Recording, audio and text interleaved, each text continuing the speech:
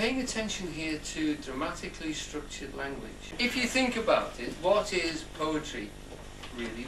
I mean, the plays are largely written in blank verse. And so let's talk a little bit about what poetry is, what Shakespeare has done to language. Prior to Shakespeare, a lot of plays were written in formal verse. They were written in iambic pentameter.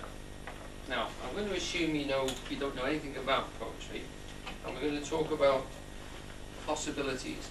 The names that we have for poetic forms are Greek and Roman, because the Greeks and the Romans formalized poetry and handed it down through classics and through classic education. And at Shakespeare's time, the only type of education would have been a classical education. And it was a wonderful thing because it's a two-edged sword.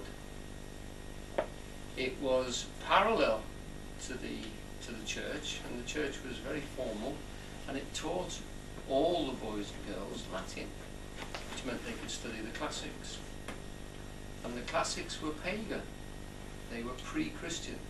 So you've got this wonderful two-edged sword, because you were giving them a tool to understand something which was pre-Christian and had a vast cultural structure which was non-Christian, and took them outside of the box.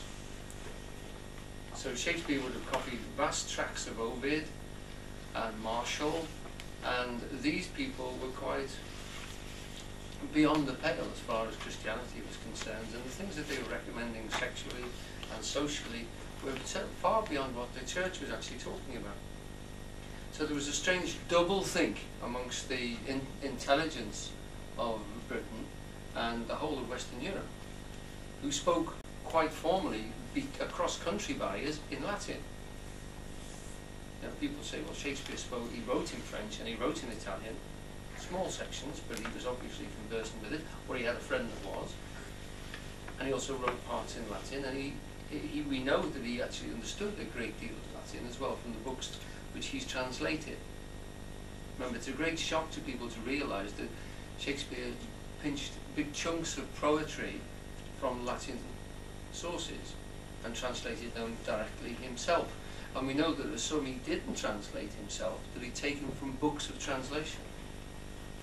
So he cribbed a bit, and he stole bits, and he bent pieces and ideas and story forms, and he used them again. Often, if you read the plays, or you notice, if you attend Shakespeare plays often, and you will see that the same themes come back again, and the themes were not his, they were taken from classical writers and contemporary writers as well. You know, it's not strange to realise that several plays called Jews of Malta were written within 3 years of him writing Merchant of Venice. He was a current writer, and he was living in his milieu. So we come to poetry as Shakespeare came to it, through a classic source. Right.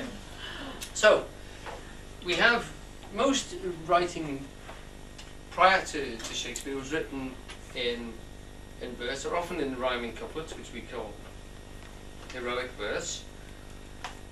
Shakespeare is about to start to introduce, with other writers along his time, with blank verse, which is a form called iambic pentameter.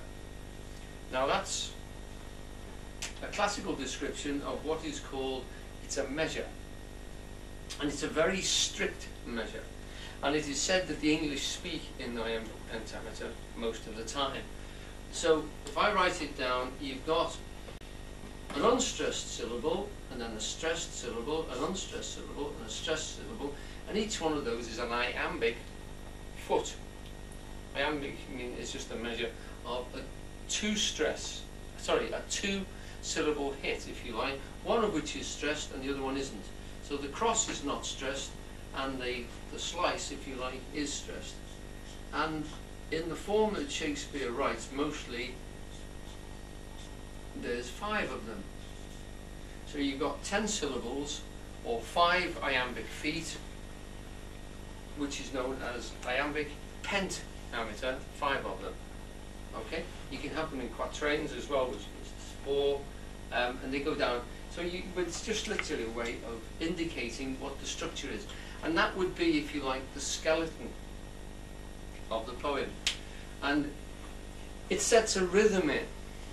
Now, in a moment we'll analyse one of the poems.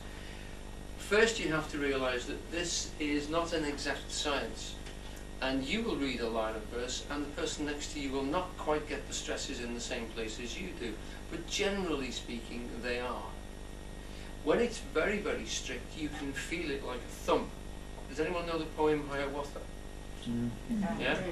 The rhythm in that is so strong it carries you along. It's a thump. You can hear a very primitive drum beat right the way through it.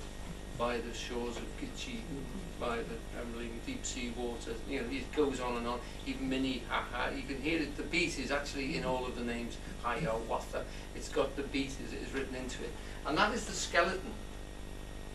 As we read it, we hear the skeleton, but because of the nature of the words, we push and pull on that, and that is called rhythm. Okay? So the skeleton is there like a drum beat, and on top of that, because the words are inflected, we will pull and push on that and play with the rhythm. And that creates a tension. And it's playing with that tension that makes poetry great. It's not being able to put that in. Yes, you have to put that in first, but it's the way you play with that that gives it actual life.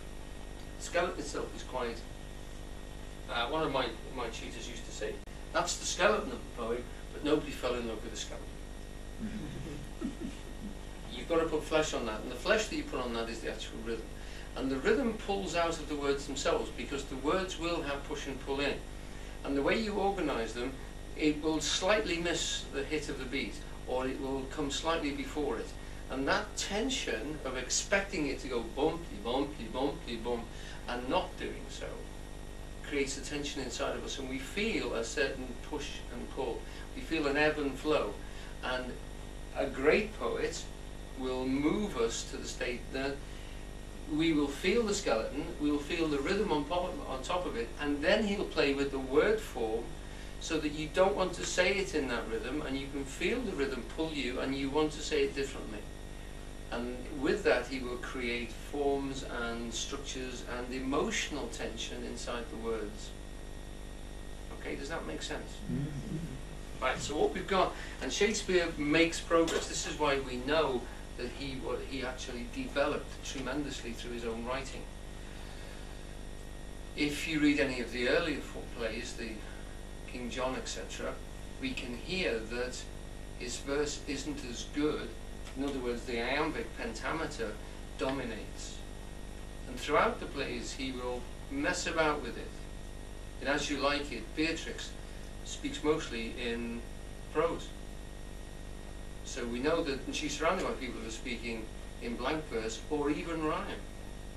And when we hear this alongside each other, we think, oh, this is rebellious, this is modern, this is a person who's speaking ordinarily, a rebel, around people who are courtiers, who are speaking quite formally. Shakespeare plays with this as well, because iambic pentameter doesn't necessarily have rhyme. It becomes heroic verse if it has actually, if we class that as an A, and the next line rhymes with it, A, it has an A-type rhyme, and then we have B and B, and these forms go along here, and the rhyme here will hold it together in couplets. So that's called heroic, and that's the one that we inherited from the Greeks and the Romans, because their language actually was quite structured along that way, and was far more easy to formulate than is English. English, because it comes from so many different rhyming systems, so many different linguistic roots, has push and pulls which are quite varied. If you've done French or Italian, you know where the stress appears in every word. In English, it's not clear. It's very varied indeed, and that gives us a far more flexibility with our rhythms and with our word forms and with our poetry. And it's striking to see that some things like pop music, pop songs for instance, are virtually an English phenomenon. The French do have them, and the Italians, etc., but nobody rates them very highly, and often their pop songs are written in English.